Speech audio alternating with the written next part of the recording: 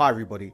So in this video, I'm going to be breaking down a Google Ads case study for a new client of mine. Now, what makes this case study interesting is that this particular client had a small budget for Google Ads, but they still had some pretty ambitious goals for their business. And with all of that being said, we were still able to generate them some really cool results. So for context, during the month they started with us, they spent $2,382.84. And from this, we were able to generate them $38,549.36 in revenue, which put us at a ROAS of 16.18. So in other words, for every dollar we spent on Google Ads, we were able to generate them back $16.18 in revenue. So it's really cool. And this is a really interesting case study because it shows you that you don't always need the biggest budgets to run in Google Ads, and that you actually can run at a more leaner, more smaller budget level if you really want to. Now, a quick bit of background on this particular client. They are a luxury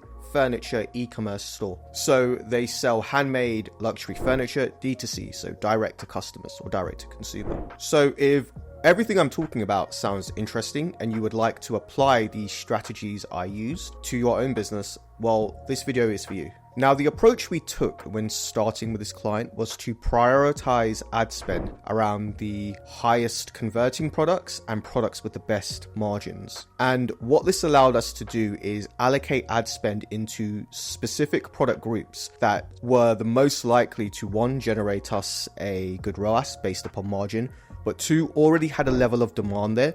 So we were able to capitalize on that and speed it up with Google Ads. Now, based on this approach, we split our Google Ads account into 3 campaign types. The first was search, the second was performance max, and the third was standard shopping campaigns. And the reason we took this approach is because this campaign structure allowed us to really capitalize on the bottom of funnel traffic for this particular business, meaning we were able to mainly target super high intent traffic, which is people who are at the point of purchase. So we didn't waste time with targeting people who were curious, who needed awareness. We really only prioritized people who were at the point of buying and ran ads straight to those audiences. Now, for this client, we heavily relied on performance max campaigns, and that accounted for roughly 60% of the total campaigns being run in their Google Ads account. And the reason we did this is because the client had a really good database of email lists from previous customers, and they had actually segmented these out already by product type. So they had specific email lists for people from, let's just say, people who bought luxury chairs from them, or handmade dinner tables, or lamps. So that allowed us to basically segment our targeting at a very granular level across each performance max campaign. And like I said, with this data, we were able to take the email lists and plug it into each individual PMax campaign based upon the product type it was running. So if it was a performance max campaign that sold lamps, we plugged in the specific email list of not just customers who had bought lamps, but we actually only took the top 25% of customers by value. So by that I mean the customers who had spent the most of that list. And what that meant is we were able to target people who had similar data points to those customers. Google was able to actually use those data points for a very high value version of that customer, not just a generic version. Now, based upon what I just said, we went on to create 4 performance max campaigns. And like I said, each campaign was based upon a specific product group. In this case, we had 1 performance max campaign for chairs, 1 for dinner tables, 1 for lamps, and 1 for sofas. Now, the first reason was we were able to adjust ad spend across each of the 4 performance max campaigns. And what this meant is that we were able to scale ad spend or decrease ad spend where necessary to get the most performance out of each individual campaign. Whereas if we just chose to stick to a 1 performance max campaign structure, we wouldn't have that ability to scale ad spend across the different product groups because they would all be locked into 1 individual campaign. The next reason we did this is that we were able to set very specific target ROAS bid strategies across each individual campaign based upon the product group. Now, as you could imagine, the variation and the range of the products meant that there were very different profit margins for each product based upon the items being sold within it. So by splitting out the campaigns into 4 individual PMaxes. We were then able to set very specific target ROAS bid strategies for each one based upon how much we wanted to make back based upon the products being sold within those campaigns. Now, from an optimization standpoint, we took the approach of trying to reduce wasted ad spend as much as possible. And by default, by doing that, that meant we would only be spending money on areas that were actually driving revenue for the business. So the way we did this is by making 4 major optimizations throughout the month. So the first optimization we made was to exclude any poor performing devices from our PMax campaigns based upon historical data.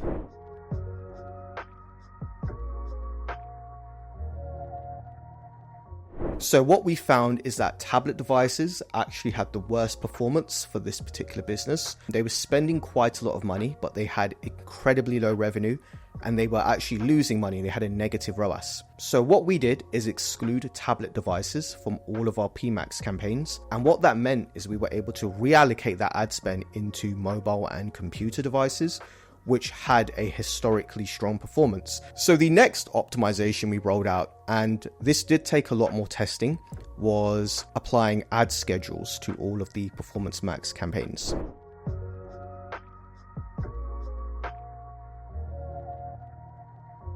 Now, we did this with the approach of only running ads during core hours, and we define core hours as any hour within the day where the ROAS target was hit or Google was able to achieve more than that target ROAS. Pretty standard example, and this is what we found with this business as well, is that PMax was running our ads during, let's say, 1, 2 a.m. in the morning, but the return was pretty much 0, right? So by simply excluding those non-core hours, we were again able to reallocate wasted ad spend into core hours that had a strong performance, and then as a result generate very good revenue and very good ROAS levels off the back of that. So the next optimization we made was a location-based optimization.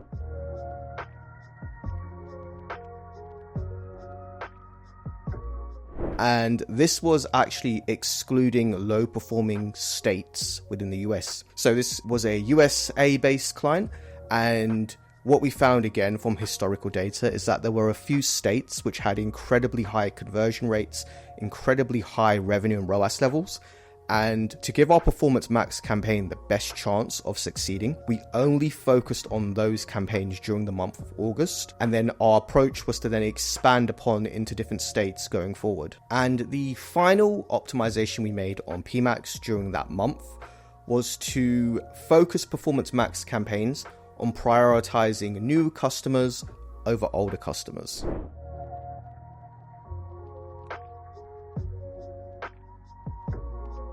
And honestly, I can say this was the magic bullet for our PMax campaigns that really took them to the next level. Now, as the nature of the business was more of a one-time purchase type of product, we wanted Google to prioritize going after newer customers as opposed to repeat customers, which only made up about 10% of the business. Okay, so from here, we moved on to the search ad campaigns. And what we did is launch 2 specific search ad campaigns, both with different goals in mind. So the first campaign was our branded search campaign. And this, of course, allowed us to capture branded searches for the business that competitors were actually bidding on and taking away traffic from us at the time of setting up this campaign. So this allowed us to capture super high bottom of funnel traffic that was actually being taken away from us because other businesses were showing ads ranking at the top of Google. Then as a result, completely taking that traffic away. The second campaign we launched was a DSA campaign. And this is a type of hybrid campaign Google allows us to run, but a lot of people don't know how to run it correctly. Now, the way a dynamic search ad campaign works is Google actually takes the content from your website to find keywords to bid on in real time and run ads to that particular audience. So when you're running a DSA campaign, you're actually not giving it any keywords. You're actually giving that power to Google to find the keywords for you based upon your website's content. And you can obviously see here how this can be risky if done in the wrong way. Now, the way we structured and set up our DSA campaign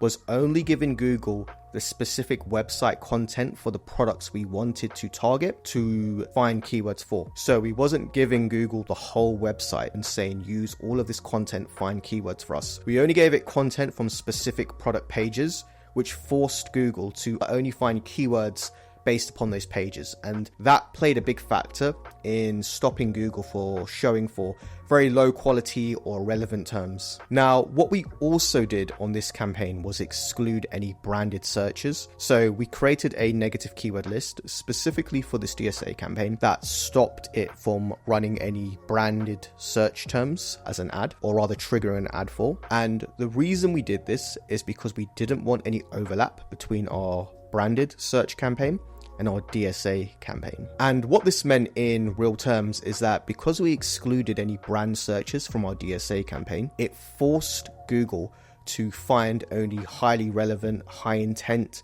keywords related to those specific products. So as a result, we saw really good results from this particular campaign. Okay, so we've covered our Performance Max, we've covered our search campaigns. The last piece of the puzzle in this case study is the standard shopping ad campaigns.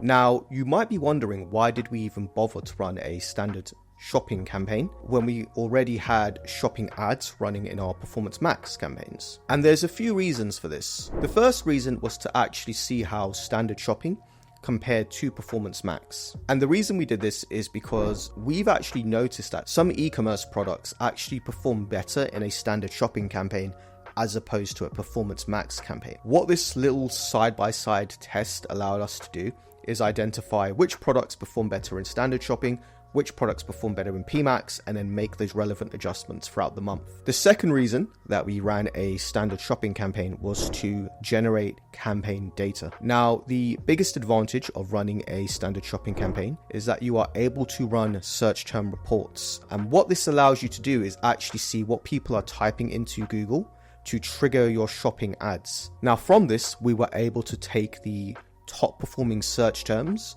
and actually use these to optimize our product titles and descriptions.